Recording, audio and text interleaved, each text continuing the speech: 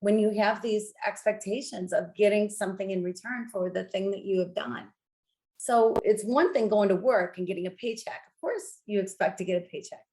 But with love, which is, by the way, not an emotion like fear or excitement, those emotions come and go. You don't live in excitement. It's not like, everything is excitement all the time. And you don't live in fear. Fortunately, we don't live in fear, but we live in love. Love is so much more than an emotion. It is who you are, who you can be. It is walking and talking and living and giving and breathing. Love is all encompassing. This is Unconditioning, Discovering the Voice Within, with Whitney Ann Jenkins. Hello and welcome to the 56th episode of Unconditioning, Discovering the Voice Within, where I bring on guests and we talk about the inner authentic voice and the challenges and the rewards that come from following it. This week I have with me Kim Sorrelle. Kim is the director of a humanitarian organization. She's a popular speaker and the author of 2 books. Her first book, Cry Until You Laugh, is about her and her husband's battle with cancer after being diagnosed just 4 months apart. And her second book, which we discuss on this podcast, is called Love Is, and it chronicles her year-long quest to figure out the true meaning of love, a sometimes funny, sometimes scary, always enlightening journey that led to life-changing discoveries that she found mostly on the streets of Haiti. I had a really incredible time talking to Kim. She has so much energy. She's full of resilience and wisdom coming from learning from her own life tragedies and taking that and helping others and guiding them through healing those experiences and finding a connection that way. And I think you're going to enjoy the journey. So here is Kim Sorrelle. I've listened to several episodes. I love your podcast. You do a great job. I love your voice. Oh, thank you. Your voice, both physically and just what you have to say and how you say it is great. So yeah, I enjoy it. Thank you. So you have quite a background of being an author and a founder of an organization and a mother of quite a few children, as I've read. So in order for you to have been able to, be able to coach people and be a speaker, you've had to experience a lot of things in your life to be able to guide people along theirs. When was the first time that you realized that you had this inner spark of your own and this ability in yourself that you were able to follow in order to lead others? Well, that's a great question. I think I've always loved to tell stories ever since I was a kid.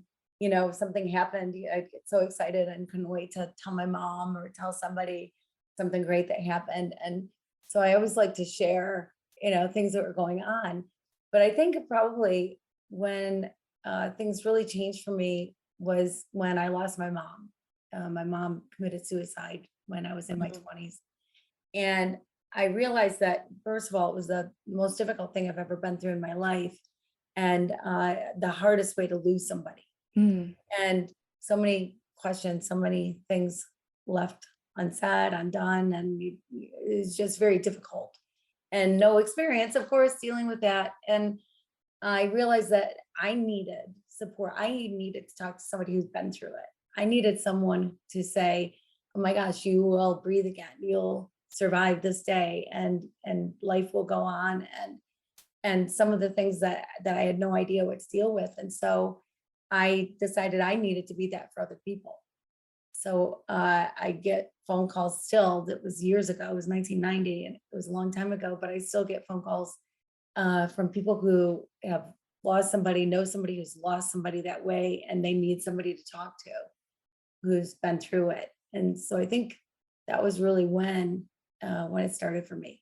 Was if you go through something crappy, which we all do, we all have crappy things that happen in life. We don't all live in la la land all the time.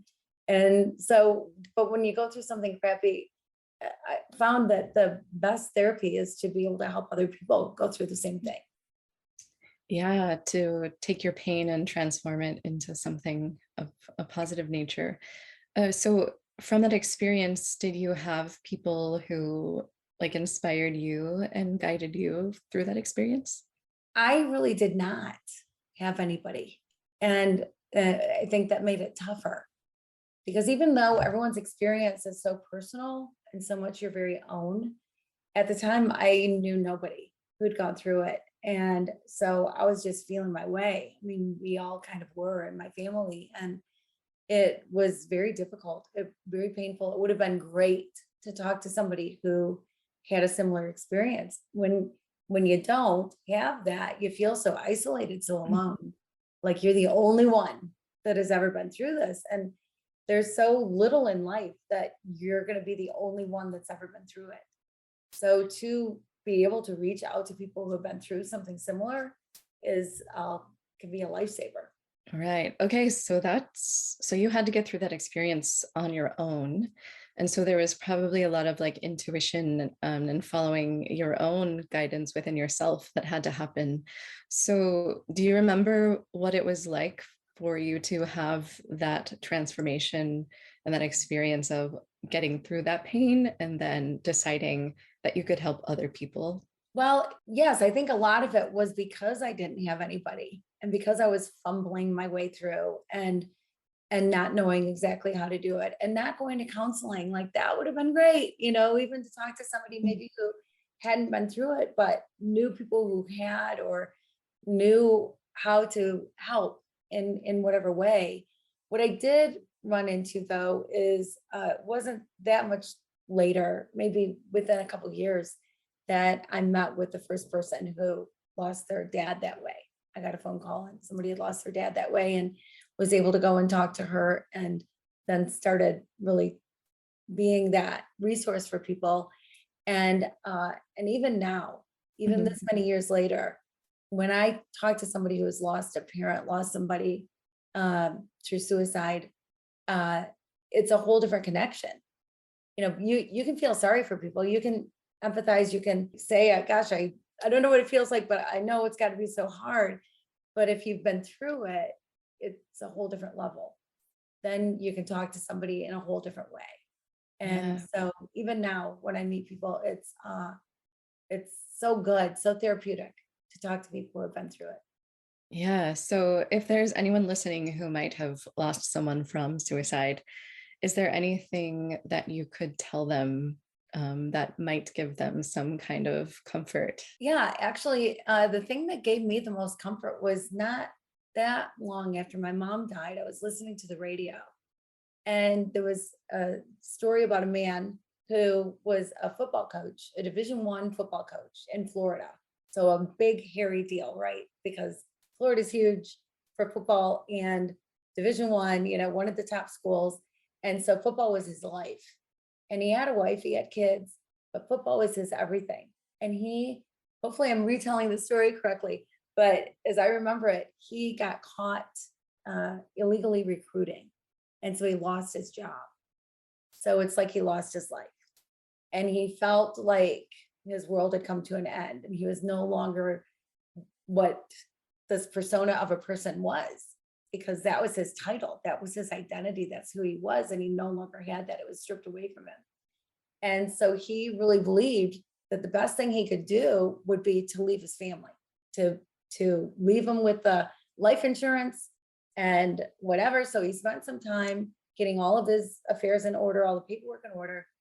He had a letter delivered to some deputy that he knew. He drove out into a remote place and told his friend, his police officer friend in the note where to find him. And he went out there, he had a hose and he put it on the exhaust of his car and then ran it up to the front window and shut the door, turned the car on. And he started to get physically ill. He was gonna vomit and he didn't want to do it inside the car. So he opened the door and he passed out and fell out of the car, and that saved his life. And so his friend did find him. And the thing that struck me so much about his story was he said that to him, it was the most selfless thing that he could do. Quite often we think of suicide as being so selfish.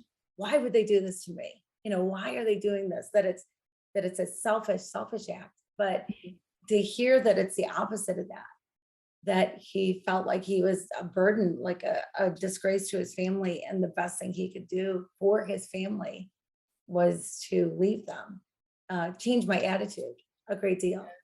Yeah. Yeah, it's really important to, like, the connection of depression and the views of that in our society are often askew to how people really experience that. So I think it's really important to bring that up. Yes, yeah, and it's different, so different than what we think, and most people don't come back from it to tell us why they did, right?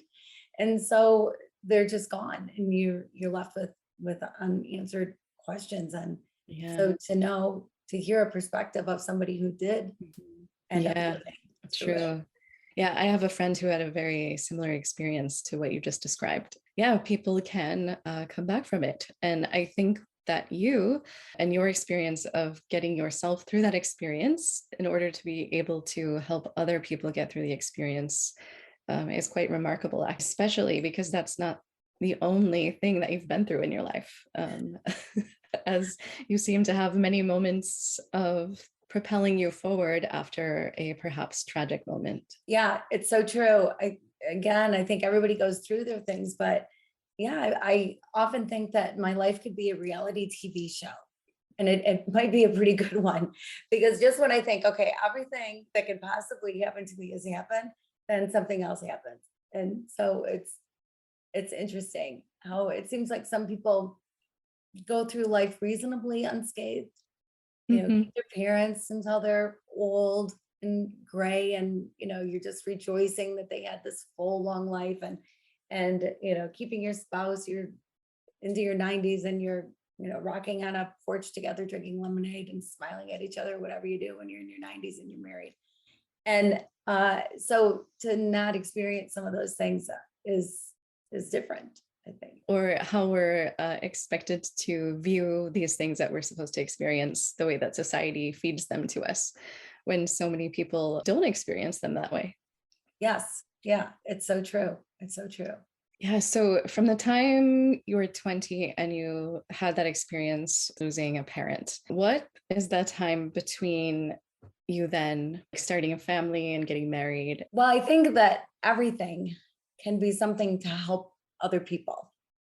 And really the way that I have found to get through grief or get through hard times is the best thing you can do is serve other people.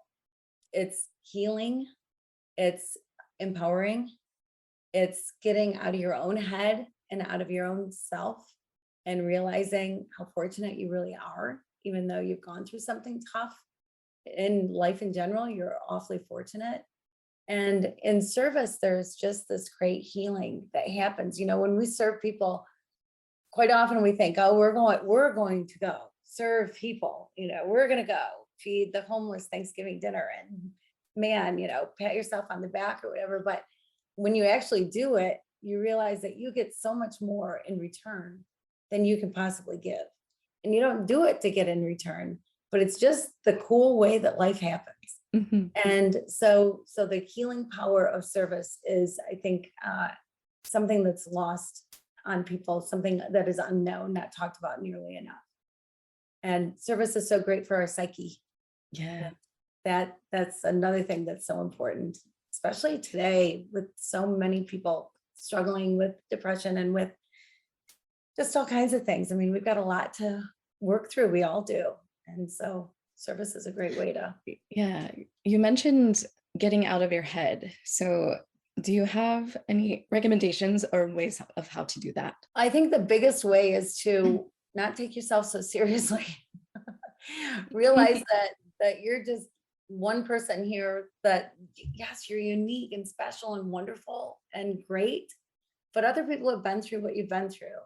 And if you can do something to help other people get through what they're going through, or get through something similar that you've been through, or just to have compassion and realize that you're not living in anybody else's shoes. Nobody's walked in your shoes, and you've not walked in anybody else's shoes either.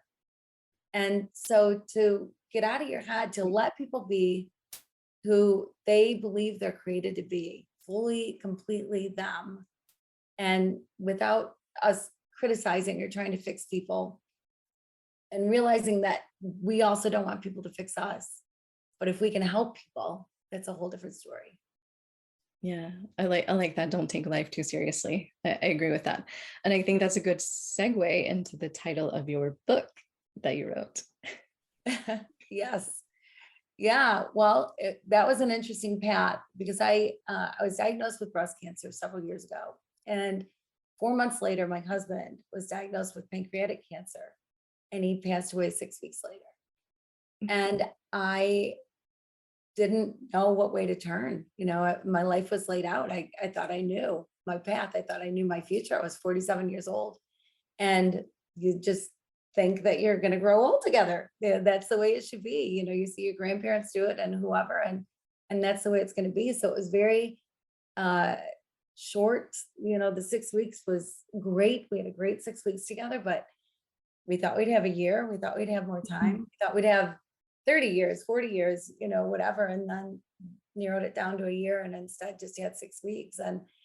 And it made me question love. It made me question what love really is. There's so many movies, Nicholas Sparks books and Ed Sheeran songs, and so many people have tried to put love into words and describe what they believe love is, but it still seems to be this mystery, right? What is it exactly? How does it exactly work? What is it? And so I decided that I was going to figure it out. And I decided I would live a year just dedicated to figuring out the true meaning of love. Wow. Yeah. So it was a challenge. It was interesting.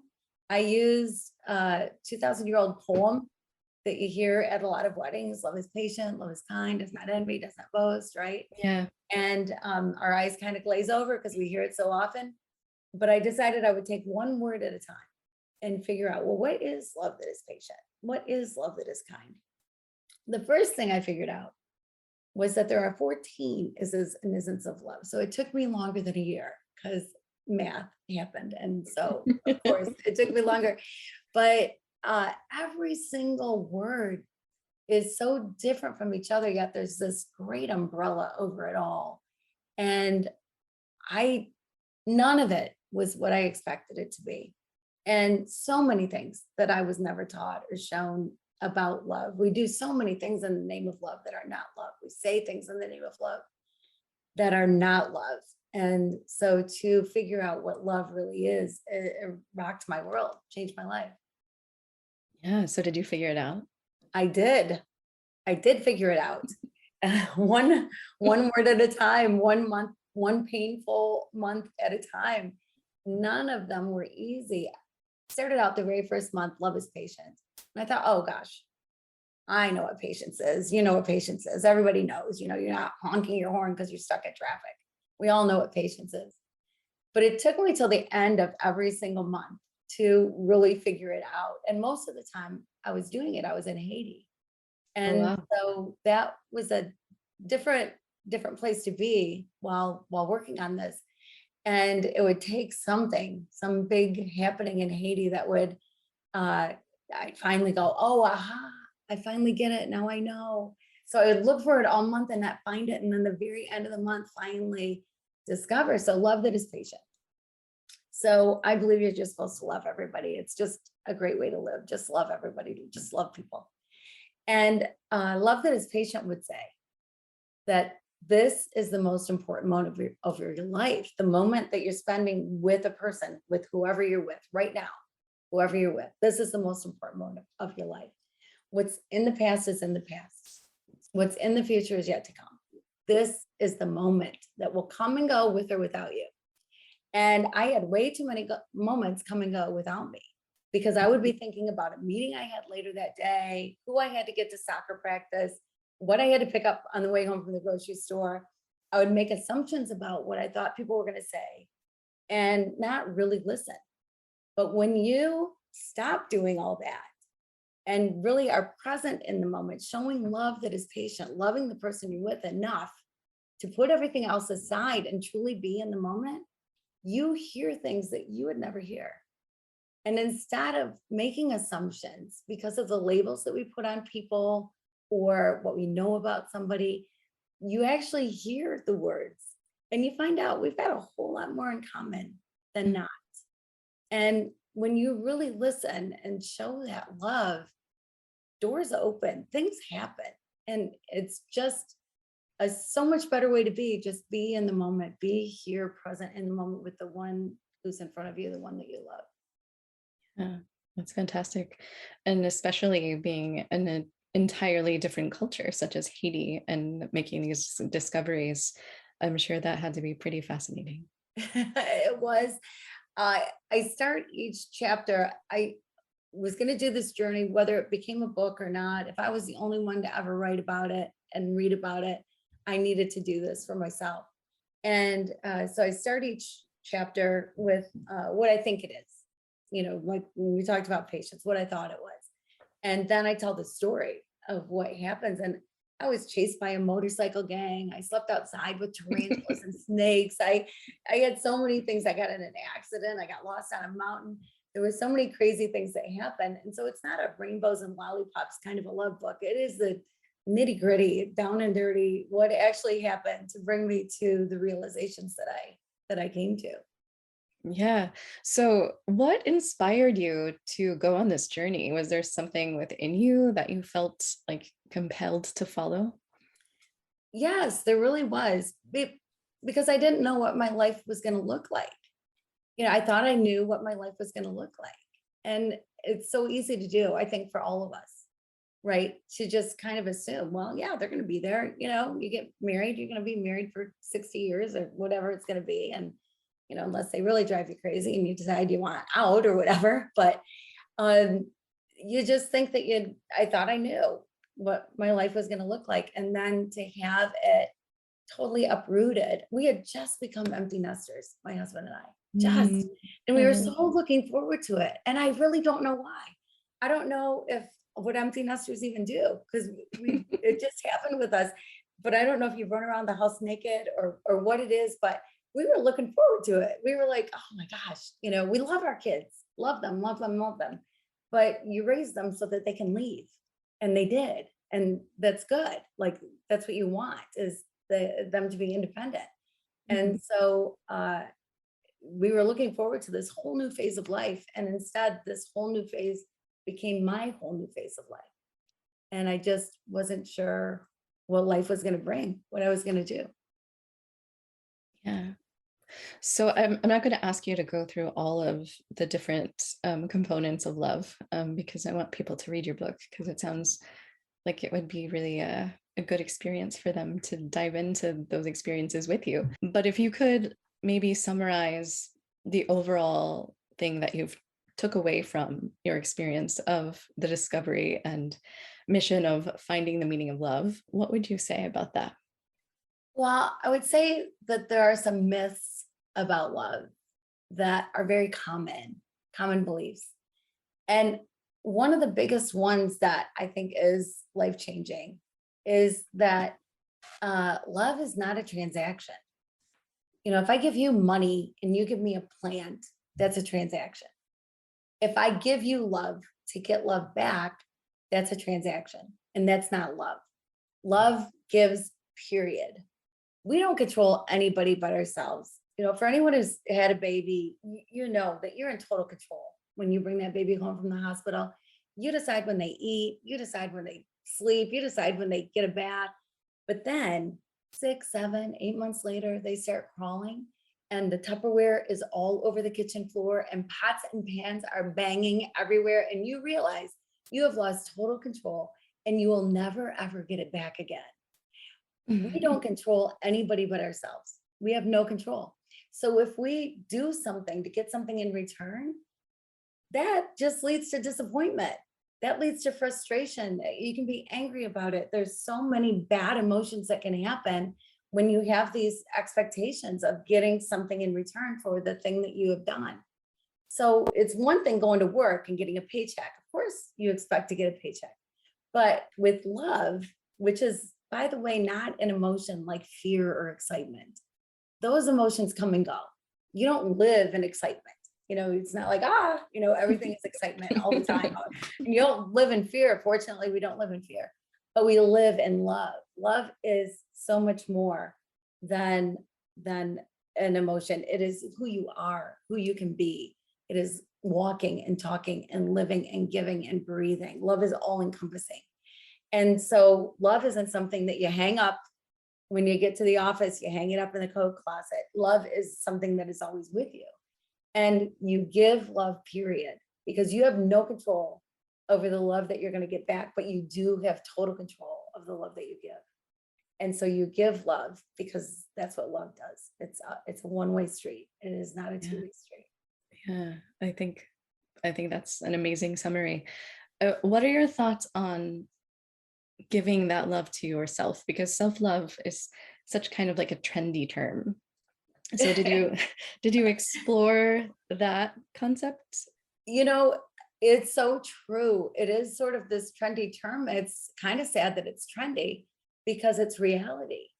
I mean, you have to love yourself to love other people. And I kind of think of it as like the Mona Lisa. If the Mona Lisa went up for auction, I don't even know how many millions and millions of dollars somebody would pay for the Mona Lisa. Well, a lot of that is because it's one of a kind. And so are you. There is nobody like you. Nobody has ever been exactly like you. Nobody will ever be exactly like you. There's one of you. And nobody's walked in your same pair of shoes. Nobody has. Everybody has a different path. And we might have similarities. And yes, we might be in the same family or be friends forever, but nobody is you. You are the only you. And how special is that? How incredibly wonderful and special is that? And we like to criticize ourselves. Oh my word, women especially, I think we're our harshest critics, right? Our body's not right. We're having a bad hair day, oh my gosh, I don't have anything to wear. I mean, there's just all these things that we put on ourselves. And the reality is you were made to be you. And if you just allow yourself to be you and embrace that and realize how special and important that is, how exciting and unique, you are the only you. And you might not have the body of some supermodel. Who cares? Who cares? You're you. There's nobody like you. And you need to embrace that and love yourself for it. Love your uniqueness. Love your specialness. Love yourself for who you are. Then you can give love in a whole different way. Yeah, it's interesting because I feel like this whole topic of my podcast of unconditioning is kind of like my way of journey of exploring the meaning of authenticity. And I'm finding that love is such a big component and perhaps almost the same in alignment with authenticity. I love that. I've not heard that before. You're so wise. I think that is so true. That's so true. And it's a two-way authenticity. It is allowing yourself to be yourself. Yeah. And just be who you are. Just be who you're created to be. Whatever that looks like, just be that. Whoever you believe you're created to be. But also let others live who they're created to be. So often people say, oh gosh, well, I love everybody. I love everybody. But those darn Democrats or shoot, those Republicans again, well, then you don't love everybody. You love everybody but. Well, there's no buts in love. There's no buts in being authentic, right? You're not, oh gosh, I'm going to be authentic. I'm going to be myself, but I'm going to this company Christmas party and I have to act differently. No, be you, be you. They hired you because you're you. You're there because you're you. You're with that person because you're you, not because you leave your towel on the floor. It's not the things you do. It's the who you are, right? Right. And so, so letting other people be who they are, but really loving other people without the labels. Because that's another thing about being authentic, right? Yeah. I mean, people like to put labels on everybody. Everybody has all these labels, but no, we're Whitney and Kim. We're two individual people, and just like everybody else. And so, dropping the labels, I think, helps with both love and authenticity. And so, I love that they do. They walk together. I love that. Yeah, yeah, dropping the labels. I love that too. And just allowing people to be without a label. Yes, right. Why do we need so many labels? Yeah, I know. It's kind of crazy when you think about it, right? And labels are these identifiers that can put people higher than or under you. And there's no such thing as a person higher than or under you. We're all walking on the same earth. We're Right. all equal. It's also interesting because I feel like in some cases, labels are meant to be implemented to allow people and certain groups of people to be on an equal or more equal base level or foundation within society. But in a way, it ends up just labeling and separating even further. Right. Yeah. Labels are a great separator. And it's amazing. Like even, politics is such a big deal these days and the great divide between the parties. But not every Republican believes like every other Republican. Mhm. Not every Democrat is exactly like every other Democrat. I mean, there's so many nuances and so many things within, right? Mhm. And Democrats and Republicans can actually talk to each other because it's just two people like talk to each other, find out why people believe the way they believe, and you might learn something. It's okay to have different opinions.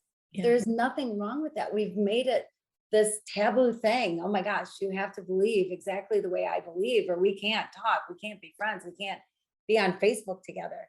Well, why is that? Why? I don't get that. Why is Yeah. that? And also to bring it full circle back to the beginning of the conversation when we were talking about depression, um, everyone experiences that differently also. And I don't know that we really like take the time to like really examine that, especially within like medicating people and just giving them only that option to get through that Yeah. experience. One of the words about love, and it's of course my book Love Is, but one of them is that love always trusts.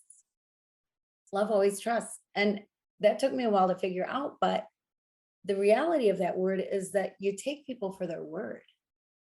You take them for their word. And so often we don't, because I'm speaking for myself, but because, somebody says, oh my gosh, I'm struggling and I want to take something for it, whatever. And we can be quick to judge and go, are they really suffering? Are they really having a hard time? Were they really diagnosed with that? Are they, they're not having it worse than I am, or whatever. We make comparisons, or we don't take people for their word. Well, Mhm. take people for their word.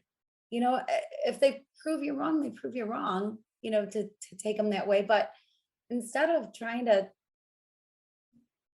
take away from what people are telling you, instead of getting defensive or just whatever, brushing them off, take people for their word. If they say that's what they're going through, that's what they're going through. If they say that's how they feel, that's how they feel. Don't invalidate it. Don't tell them they Yeah. can't feel that way. That's how they feel. So just take people as they are. Take them for their word. Yeah, yeah, because I feel like people's reactions to other people are a direct mirror into something within inside of themselves. Ah, very good, philosopher. Very good. Yeah, I think that's so true. That's so interesting. Very interesting. Yes, I think it's so true.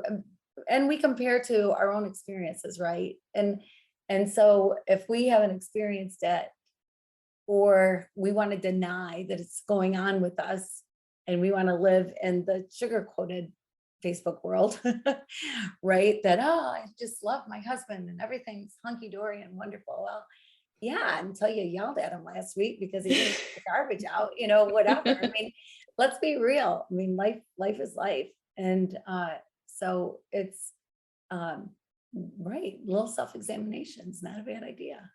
Yeah, maybe perhaps. Yeah, so if people would like to read your book or work with you or come and watch you speak or, just be connected with you, Where can they find you? Well, I am literally the only Kim Sorrelle spelled my way in the entire world because it's obnoxious. My last name has way too many letters, 2 R's, 2 E's, 2 L's. So it's Sorrelle, kimsorrelle.com. But my another way to get to my website is loveis.info. And Love Is my book. It's available everywhere. It's available at brick and mortar stores. It's been selling like crazy. I really believe that it's love that's going to change the world. And so I'm excited that it's doing so well and that people want to know about love, and hopefully lives are changing. I mean, I've gotten lots of emails about lives changing. So it's a good thing, Yeah. And so it's available everywhere. It's on Amazon. It's everywhere you can think. I'm on all the social media platforms, Kim Sorrelle. And so I'm pretty easy to find. And I love connecting with people. I have this on my website. I've got a 14-day love challenge. And anyone who signs up for it, I will for free. It's a free love challenge. And for free, I will send a WWLD wristband. What would love do? Wristband. Because if you can answer anything that way, what would love do? You're going to be doing the right things. I love that. So I'll add all of those links into the show notes too, so people can click on them really easily. Great. Thank you. Yeah. Yes. Yeah. And please reach out. I love hearing from people. And I'm counseling some people. Counseling, that's kind of a funny term. I'm not a counselor, but working with people with relationships and love, or just individuals with so like a coaching, do you take like clients one-on-one as like a coach? I do, but mostly I do in group, because there's something special about 5, 6, 8 people getting to know each other and sharing what's going on with them, that just makes it all the more impactful. Yeah. I like that too, connecting people on their similarities and differences of their experiences. Yeah, exactly. And it's nice when it's people from all over the country or all over the world.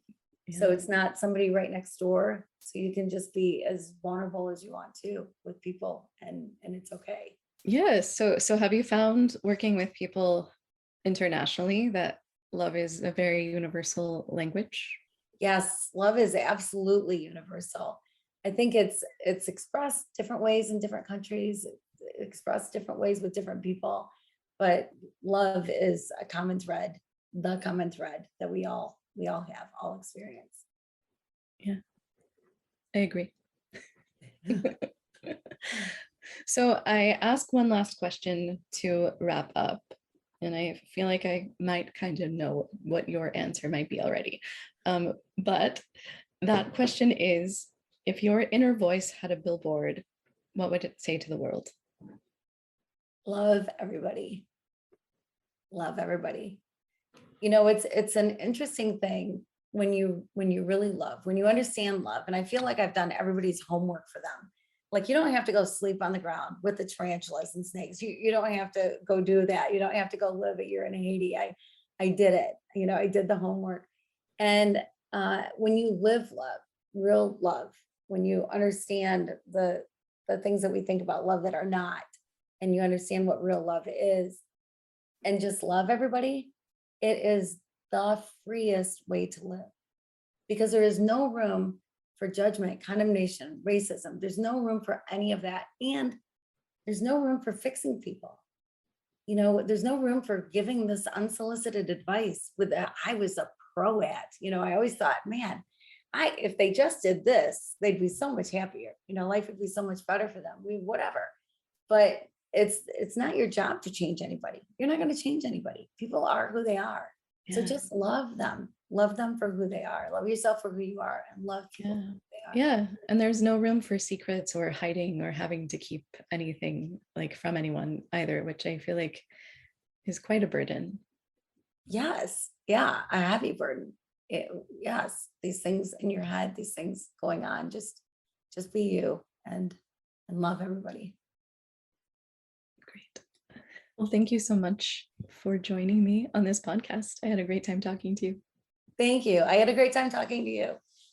Thank you so much for joining me this week. If you're listening and you like what you hear, please consider subscribing and rating this podcast, as it really helps get this podcast out to other people who might be interested in hearing it but don't know about it yet.